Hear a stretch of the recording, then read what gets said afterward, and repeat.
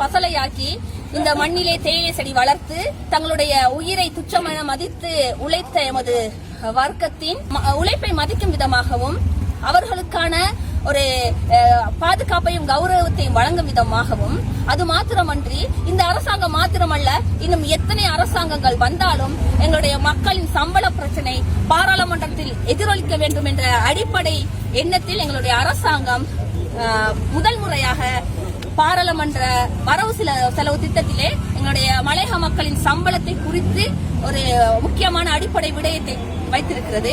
அந்த வகையிலே இப்படி இது எங்களுடைய வெற்றியாகும், எங்களுடைய சமூகத்துக்கு கிடைத்த பெரிதான வெற்றி. ஆனாலும் கூட எங்களுடைய இருப்பை விரும்பாத ஒரு குழுவினர் எங்களுடைய இந்த மக்களின் பசிக்கு எதிரான பசிக்காக வழங்கப்பட்ட இந்த சம்பளத்தை வழங்கக்கூடாது என்று கூறி ஒரு வழக்கு தாக்கலை செய்துள்ளார்கள். இது சாதாரண சட்ட விடயம் அல்ல.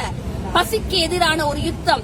எங்களுடைய மலையக சமூகத்தை இன்னுமாக அடிமையாக வைத்திருப்பதற்கு இவர்கள் போடுகின்ற ஒரு சூழ்ச்சி வலைய எங்களுடைய அதாவது இது ஒரு சாதாரண ஒரு நியாயம். இந்த நியாயத்தை கூட வழங்கப்பட முடியாத அளவுக்கு இவர்கள் செய்கின்ற செயற்பாடு முழு மனித குலத்துக்கும் ஒரு மனிதாபிமானத்துக்கு ஒரு இழிவை தருகிறது. ஆகவே மனசாட்சி உள்ள மனிதர்கள் அனைவரும் இந்த மக்களுக்காக எங்களுடைய குரலை உயர்த்த வேண்டிய கட்டாய நிலையிலே நாங்கள் இருக்கிறோம். இந்த சம்பளம் நியாயமான சம்பளம் இவர்களுடைய உரிமை. இதை பெற்றுக் கொடுக்காமல் இருப்பது இது பெரும் அநீதி.